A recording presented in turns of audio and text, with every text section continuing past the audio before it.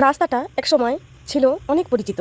আমি থাকি এই যে পাশে যে বাড়িটা দেখতে পাচ্ছ আমার পেছনে, ওই বাড়িটাতে থাকতাম। এখন আর থাকছি না। তো রাস্তাটা অনেক পরিচিত। আমি একটু স্মৃতি হিসাবে আমি রাস্তাটাকে একটু ক্যামেরাবন্দি করে ভিডিওর মধ্যে রাখলাম।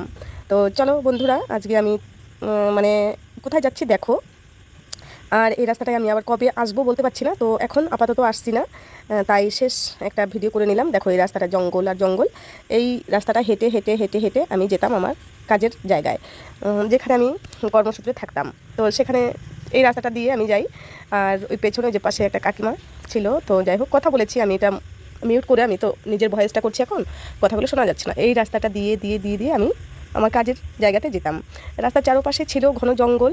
বর্ষাকালে তো আসাই যাবে না। আর দুটো দিদি ভাই আছে, তাদের সঙ্গে আমি একসাথেই আমি সেখানে যেতাম।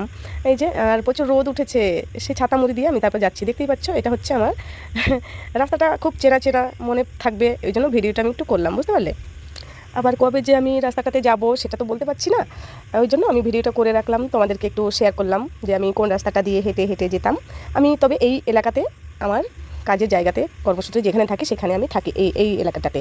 এই রাস্তাটা একটু পরিষ্কার আছে, দেখতে পাচ্ছ, অনেক ঘাস জঙ্গল ছিল, পরিষ্কার করে দিয়েছে।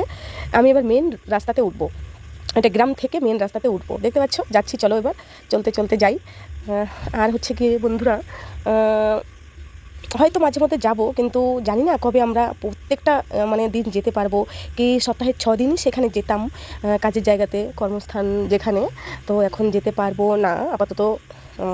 একটু মানে কি বলবো, এই যে মেন রোডে চলে এসেছি। এই দেখো একটা গাড়ি আসছে, এটা হচ্ছে মেন রোড। এটা হয়ে হয়ে হয়ে হয়ে ওই সামনেটা হচ্ছে আমার কাজের জায়গা, ঠিক আছে। তো চলো বন্ধুরা, এখানে একটা হরি মন্দির পাশে দেখতে পাচ্ছ, ওই যে একটু একটু দেখা যায়।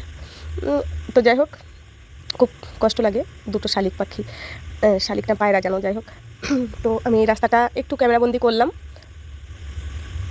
আর কবে হাঁটবো, সপ্তাহে 6 দিন হাঁটতাম, বুঝতে পারলে বন্ধুরা। তো এখন হাঁটা মনে হচ্ছে অতটা হবে না।